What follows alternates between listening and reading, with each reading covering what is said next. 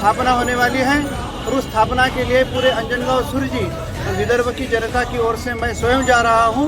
मैं वादा करता हूँ कि मैं वहाँ पर मस्तक झुकाऊंगा, प्रणाम करूंगा, आप सबका स्मरण करूंगा और आपके सबकी ओर से भगवान रामलला को आशीर्वाद मांगूंगा कि हजारों वर्ष तक, लाखों वर्ष तक भारत के स्वतंत्रता की, भारत के तेज की, भारत के विश्वगुरुत्व की ध्वजा भगवान रामलला के मंदिर के कलश से ऐसी दिखनी चाहिए कि पूरा विश्व भारत को विश्वगुरु इस नाते प्रणाम करेगा, भारत के आदर्शों को लेगा और पूरे विश्व को शांति प्रदान करेगा।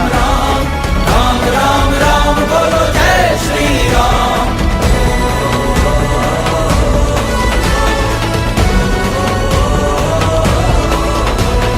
राम राम राम राम राम राम राम, राम राम राम बोलो, जय श्री राम। राम राम राम राम राम राम राम, राम राम राम बोलो, जय श्री राम। संघर्ष हुआ विकराल बहुत, काला कलयुग का काल बहुत, समय ने फेंके जाल बहुत, हुए राह देखते साल बहुत। राम राम राम राम राम राम राम, राम राम राम बोलो, जय श्री राम। राम राम राम राम राम राम राम, राम राम राम बोलो, जय श्री राम।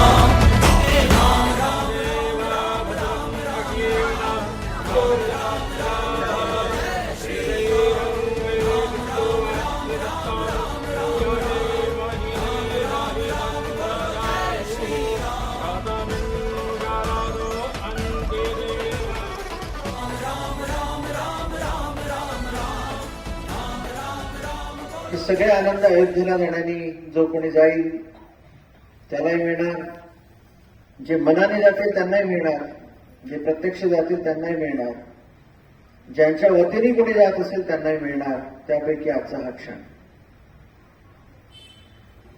आपल्याला माहिती आहे की या भारतावर चांगल्या गोष्टीचाही प्रभाव दिसतो, या भारताकडनं पण प्रभाव दिसतो, परंतु विजयाची परंपरा जशी आपली आहे तशी आपल्यावर आक्रमणाची परंपरा राहिली आहे. आजच्या या पवित्र दिवशी किंवा पवित्र पर्वावर अयोध्येच्या भगवान राम प्रभूंची प्राणप्रतिष्ठा होत असताना तिथे त्यावेळेला शास्त्र पाहायचं, त्यावेळेला भिन्न भिन्न तत्व त्यावर प्रश्न निर्माण करतात. हे या स्वतंत्र भारतातल्या बुद्धिवादाचं भाववादावर किंवा भक्तिवादावर असलेलं आक्रमणच आहे. भगवान रामचंद्रांची स्थापना, तिला महत्व काय? एक आरोप असा केला जातो की भगवान रामचंद्रांना राष्ट्रपुरुष बनवलं, आध्यात्मिक पुरुष आता ठरवलं नाही. पण त्याची पार्श्वभूमी थोडा विचार केल्यानंतर समजते, ती 2 मिनिटात पाहू, कारण मला 4 वाजता मला पण एअरपोर्टवर जायचं. सत्ययुग, त्रेतायुग, द्वापारयुग आणि कलियुग असे 4 युग आहेत. सत्ययुगामध्ये सत्यच सत्य होतं, त्यामुळे देवासूर संग्राम सामूहिकरित्या फारसे नव्हते आणि सत्य आणि धर्म याचंच राज्य होतं. त्रेतायुगामध्ये राक्षस सत्ता आणि दैवी सत्ता यांच्यामध्ये सत्य, धर्म, सदाचार या संदर्भातलं परस्पर युद्ध झालं. यामध्ये हा जो सूर्यवंश आहे, सूर्यवंश ती आद्या, त्याला आद्य वंश म्हटला गेला आहे. मग सोमवंश आला, कारण सूर्याच्या प्रकाशातूनच चंद्राचं अस्तित्व आहे. त्यामुळे जगामध्ये पहिला मनुष्य मात्राला, आपल्या सगळ्यांना, या चराचरातल्या मानवी सत्तेला सत्य, धर्म, मूल्य, सिद्धांत, नीती, न्याय, सदाचार, पवित्र, पावित्र्य, शुद्धता, पुरुषार्थ, विचार, विवेक या सगळ्या गोष्टी शिकवण्याच्या जबाबदाऱ्या या सूर्यवंशावर आल्या. त्यामुळे म्हणजे इथपर्यंत की या सूर्यवंशातल्या आमच्या रघुकुळामध्ये ज्या वेळेला नागरी वस्तीमध्ये आपण राहत होतो, त्यावेळेला जंगल आणि वन साम्राज्यातल्या लोकांचं, जनतेचं किंवा प्राणी मात्रांचं काय, तर त्याकरता अनेक राजे झटले. इतका सूक्ष्म विचार या जगातल्या नीतिमत्ता मूल्य सिद्धांताच्या स्थापनेकरता करण्यात आला. उदाहरण द्यायचं झालं तर त्यावेळेला युद्धाभ्यास हा हरणांच्या मागे लागून व्हायचा, प्राण्यांची शिकार करताना व्हायचा. त्यावेळेला त्या शिकारीकडे पाहून खटवांग राजाला असं वाटलं की या मृत झालेल्या प्राण्यांचं विधिवत विल्हेवाट लागली पाहिजे. यांना श्राद्ध भक्षता नसतं, तर विधिवत कशी लागेल, तर यांचा सदुपयोग होणं हीच त्यांची मुक्ती आहे. हा आदर्शवत विचार त्यावेळेला खटवांग राजाने केला आणि त्यांनी जंगलात राहणाऱ्या लोकांना सांगितलं की याचा उपयोग करा, याचा मांस असेल, याचं ते पशूंना खायला द्या, याच्या कातड्यांच्या वस्तू बनवा आणि यांच्या शरीराच्या अनेक भागांचा सदुपयोग होण्यासाठी काय काय करता येईल ते बघा. त्यावेळेला त्या लोकांनी ते केलं आणि त्यावेळेला त्यांनी सांगितलं की आम्हाला कुठलंच तुमच्या संपर्कात आल्यापासून आम्हालाही वाटतं सुशिक्षित व्हावं, चांगलं व्हावं, पण आम्हाला गोत्र नाही, आम्हाला कुळ नाही, आम्हाला आमचा वंश समजत नाही. त्यावेळेला या रघुवंशाच्या खटवांग राजांनी आपलं नाव त्या सगळ्या समस्त जमातीला दिलं. त्याला खटवांगिक प्रजा म्हटलं, तीच आजची खाटी प्रजा आहे. अशा कित्येक प्रजाती, त्यांना व्यवसाय, त्यांना दृष्टी, त्यांना विचार, त्यांना मूल्य सिद्धांत आणि त्यांना अस्तित्व देत देत या जगामध्ये अनेक सभ्यता प्रस्थापित करणारा जो वंश आहे तो हा रघुवंश आहे. त्यामुळे त्या रघुवंशामध्ये त्याचे उपकार म्हणजे आजही राम भगवंत आणि रामाच्या वंशातले अनेक उदाहरणं आणि राजे हे आपल्याला अनुकरणीय आहे. आजही राज्य कसं असावं म्हटलं तर कृष्णराज्य नाही म्हणत आपण, रामराज्यच म्हणतो. आजही रीती कशी असावी तर राम रघुकुल रीतीच आपण म्हणतो. आजही बंधुभाव, वंश, कुटुंबातल्या परस्पर नात्यांचा दाखला द्यायचा असेल तर आपण रामाच्या कुटुंबातलाच देतो. असे बऱ्याच गोष्टी सांगता येतील. त्यामुळे झालं असं की 1200 आक्रमण करणाऱ्या मोगलांना असं वाटलं की इतक्या आक्रमणानंतर म्हणजे 1200 मधून 500 वर्ष काढून टाका, जे उरले किती 700 वर्ष सतत आक्रमण केल्यानंतरही किंवा त्याच्या थोडीशी कमी इतके आक्रमण केल्यानंतर हा भारत ताब्यात का येत नाही, या भारताची संस्कृती नामशेष का होत नाही, इथला धर्म, इथले सिद्धांत, इथलं वैदिक विचार हा नष्ट का होत नाही. त्यावेळेला त्यांनी विचार केला तर त्यांना लक्षात आलं या सगळ्याच्या मुळाशी राम आहे, या सगळ्याच्या मुळाशी कृष्ण आहे. त्यामुळे राम आणि कृष्णांची सकल स्थान नष्ट केले पाहिजे तर हा भारत नष्ट होईल, या भारताची संस्कृती परंपरा नष्ट होईल. त्यामुळे रामाच्या जन्मभूमीवर, भगवान रामचंद्रांच्या राम जन्मभूमीवरचं जे आक्रमण झालं की पहिल्यांदा राम मंदिर तोडा, जन्मस्थान नामशेष करा, अयोध्येवर आक्रमण करा, मग लगेच मथुरेवर आक्रमण करा. म्हणजे या ज्या गोष्टींचा विचार हा देशाच्या साठी विरोधात केला गेला आहे. आणि देश संपवायचा असेल तर राम संपवला पाहिजे, देश संपवायचा असेल तर कृष्ण संपवला पाहिजे. म्हणजे राष्ट्रीय धारणेतून, राष्ट्र विरोधाच्या धारणेतून राम आणि कृष्णाच्या मंदिरावर झालेले आक्रमण आहे. आणि ज्यावेळेला राम जन्मभूमीवरचं भगवान रामरायाचं जन्मस्थान हे नष्ट केलं, त्याला मस्जिद म्हणण्यात आली. त्यानंतर त्या आस्थेला हात लावल्यानंतर इथला साधू संत, इथल्या अनेक परंपरा, इथले समस्त आखाडे, इथले समस्त संतवृंद, रामभक्त, देवभक्त, भारताची राष्ट्रप्रिय जनता, धर्मप्रवण जनता ही पेटून उठली. 6 लाख लोकांचं बलिदान यामध्ये झालं. 6 लाख आपण कल्पना करू शकतो. परंतु याला संघटित स्वरूप नव्हतं. ज्याला वाटलं वेडात निघाले ते आहे ना, वीर दौडले साथ, वेडात मराठी वीर दौडले साथ, असे कोणीच यायचं आणि युद्ध करायचं. याच्यावर जी खरी त्याला पकड मिळाली ती गेल्या 1 शताब्दीपासून, आणि ती नागपूर शहरानेच दिली.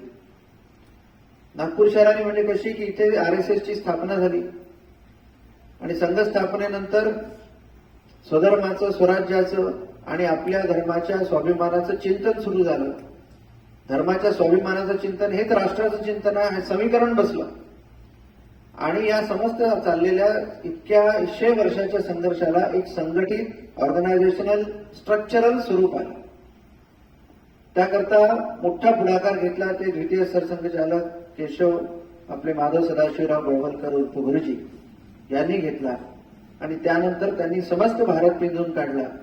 समस्त संतांना एकत्र बसवलं. एकत्रित राम जन्मभूमी मुक्तीची, कृष्ण जन्मभूमी मुक्तीची, काशी विश्वनाथ मुक्तीची संकल्पना मांडली आणि त्यातून तयार झालेले आपले स्वयंसेवक आणि प्रचारक त्या चळवळीला देत परंतु संतांच्या हाती ती चळवळ देईल.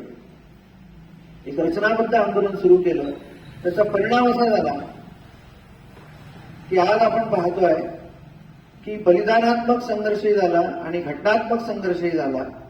तर घटनात्मक बळकटी ही आत्ताच्या गेल्या काही दिवसांमध्ये, काही वर्षांमध्ये प्राप्त झाली आणि त्याचा परिणाम हा झाला की राम जन्मभूमी मुक्त झालीच झाली. काश्मीर मुक्त होण्याच्या दिशेने काशी विश्वनाथ आणि उज्जैनचा कॉरिडॉर, त्याच्या बरोबरीने मथुरेचं चाललेलं सूक्ष्म आणि सुप्त आंदोलन आणि बेट द्वारकेचा होणारा 17 स्क्वेअर एकरचा जीर्णोद्धार, या सगळ्या गोष्टी आत्ताच चालून आल्या. याला हिंदू समाजाने, विशिष्ट संघटनांनी आणि रामभक्त धर्मभक्त अशा जनतेने आणि संतांनी दिलेला रचनात्मक लढा, त्याचा हा विजय आहे. आणि म्हणून आपण पाहतो जसं जसं राम जन्मभूमीवर, कृष्ण जन्मभूमीवर कृष्णाची पकड आणि रामचंद्रांचा अधिकार प्रस्थापित होतोय आणि झाला, तसा तसा देशातल्याही आपल्या समस्त धार्मिक राष्ट्रीय आस्थांवर आपली पकड होत चालली आहे. त्याच्यामुळे हा जो विचार 500 वर्षापूर्वी मोगलांनी केला होता की राम आणि कृष्णाचं अस्तित्व नष्ट केलं तर या देशाचं अस्तित्व नष्ट होईल, म्हणून आपण म्हणतो की हो, राम आणि कृष्ण आमचे राष्ट्रीय प्रमुख आहेत, आमचे राष्ट्रीय आदर्श आहे. हे ठीक तर आमचं राष्ट्र ठीक, यांची विचारसरणी ठीक तर आमच्या राष्ट्राचं अस्तित्व ठीक. त्यामुळे राम मंदिर हेच राष्ट्र मंदिर आहे ही पक्की आता त्याचा साक्षात्कार समस्त हिंदूंना आणि आपल्याला झालेला आहे. त्यामुळे मी माझ्याही पण चिंतनातून सांगू शकतो आणि हे चिंतन तुमच्या समोर मांडल्यानंतर तुम्ही असं सांगू शकता. जयशंकर नावाचे व्यक्ती 2, 4, 5, 7 दिवसापूर्वी इराणला जाऊन येतात आणि इराण पाकिस्तानवर एअर स्ट्राईक करतो. हे जे समस्त छोटे छोटे उदाहरण यावर तुम्ही समजू शकता की संघटित स्वरूपाचा हिंदू समाज, सनातन वैदिक हिंदू धर्माचा घटक, तो कधीच राष्ट्रद्रोही असू शकत नाही. तर असे राष्ट्रचिंतक, असे धर्मचिंतक एकत्र येऊन रचनात्मक लढा दिला. जात पात उच्च नीचता याला आपण तिलांजली दिली. आपण समस्त समाजाचा, आम्ही सारे भारतीय बांधव आहोत, आम्ही एका धर्माच्या धर्मध्वजेखाली येणारे समस्त राष्ट्राचे हितचिंतक आहोत, राष्ट्र साधक आहोत, धर्म साधक आहोत. एवढं जरी आपण लक्षात ठेवलं तरी आपला विजय सर्वत्र आहे. त्या विजयाचं प्रतीक म्हणून भगवान रामचंद्रांच्या अयोध्येतल्या मंदिराची उभारणी आहे. आता विदर्भातले मोजके लोक जातात आहे. राम जन्मभूमीच्या नंतर मंदिराच्या भूमिपूजनाला आम्ही 52 लोकच होतो. दोन्ही कार सेवेमध्ये मी स्वतः होतो आणि त्या समस्त घटनांना स्मरून अनेक संत सत्पुरुषांचं त्यातलं योगदान विसरता येणार नाही. एका गुरुशिष्य परंपरेतून, आपल्याही परंपरेतून, ज्या परंपरेतून मी येतो त्याचं योगदान मोठं राहिलं. मलाही बालपणापासून त्या आंदोलनाशी जवळीक मिळाली. जे करता आलं ते झालं. आज पण उच्चाधिकार समितीच्या माध्यमातून करायचं ते करतोच आहे. बरोबरीने माझे सद्गुरू मनोहरनाथ महाराज, त्यांनी संपूर्ण कारकिर्दीमध्ये अनेक वेळा अयोध्येला आणि त्या संबंधित प्रक्रियांमध्ये ते राहिले. त्याच्या आधीचे गोविंदनाथ महाराज हे ज्या वेळेला दारागाईमध्ये राहायचे थत्ते कुटुंबामध्ये, त्यावेळेला राष्ट्रीय चळवळीमध्ये आणि आपल्या राम जन्मभूमी मुक्ती आंदोलनामध्ये वामदेवजी महाराजांच्या सोबत तेही पण राहिले. त्यांनी पण भरपूर त्रास सहन केला. या सगळ्यांचं फलित म्हणजे अनंत संतांच्या तपस्येचे जे फलित आहे की रामाची स्थापना होते. मी सकाळी 4 वाजता एअरपोर्टला जाईल. तुम्ही सगळे इथे उपस्थित राहिलात. जे कोणी आहेत, जे कोणी नाहीत, जे मनाने असतील त्या सर्वांतर्फे मी भगवान रामचंद्रांना साष्टांग दंडवत घालीन. पहिल्या बॅचमध्ये माझा दर्शनाचा नंबर आहे. त्यामुळे जाऊन तुमच्या सगळ्यांची आठवण करील.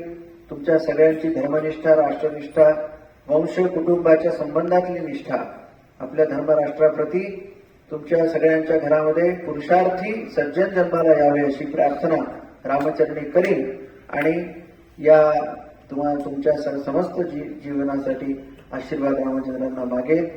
असाच पुरुषार्थ मथुरेत होऊ दे, असाच पुरुषार्थ तुमच्या काशीला जो झालेला आहे आता, असाच पुरुषार्थ आपल्या बेट द्वारकेमध्ये होऊ दे आणि समस्त भारतातल्या धर्मचिन्ह, धर्मस्थली, राष्ट्रीय स्थली या विकसित आणि अजरामर होऊ दे अशी प्रार्थना रामाच्या चरणी मागूया.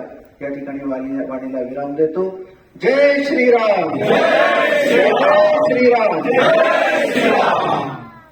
सद्गुरु महाराज की जय.